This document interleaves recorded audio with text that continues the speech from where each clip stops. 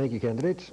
Let's get to some questions that have already reached us. Someone wants to know what you consider to be Hamilton's #1 problem right at this moment, and if you're elected, what would you propose doing about it?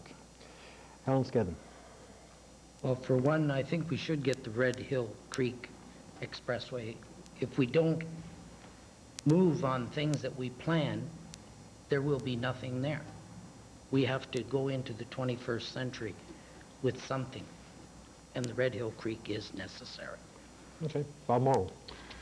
I think the challenge, if I can put it that way, is continuing to push ahead, grabbing opportunities as they present themselves and not losing opportunities to make Hamilton great. Steve Bunn. I think the revitalization of infrastructure in our community, both real and political, is the key. To keep that sense of community, it ties into things like keeping the tiger cats in our community. So as I said, I think the revitalization of infrastructure in general in our community is the key. Mr. Decker. I believe if we look at that development and development of tourism, I think that'll bring a lot more revenue and again a lot more jobs to our region. Okay. Let's move to the tiger cats. Someone just mentioned them. One of our viewers wants to know, what is your position on giving financial help to the tiger cats over and above the line of credit already provided by the region? Steve Bunn. Well, I think tax money being used for the tiger cat should be a last resort.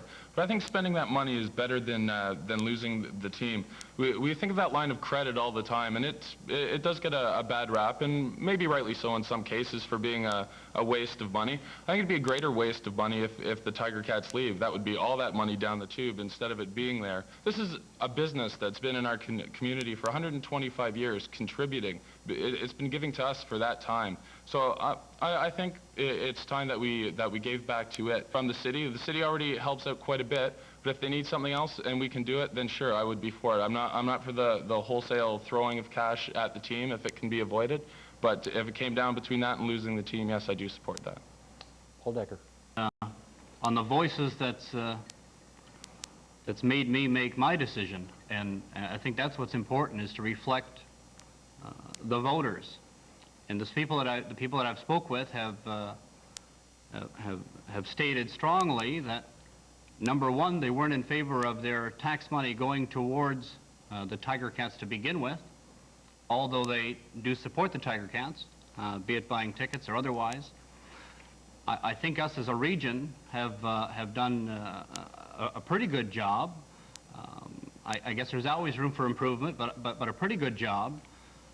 I think as far as contributing money to them, no. I think as far as offering a free place for them to play in, I think that's more than anyone can ask for.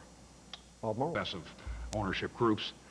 I'm working now on a scheme to get things moving again, but of paramount importance is the ticket sales. And as I did yesterday at the beginning of the game, I would give another pitch for buying season ticket sales. That is the bottom line.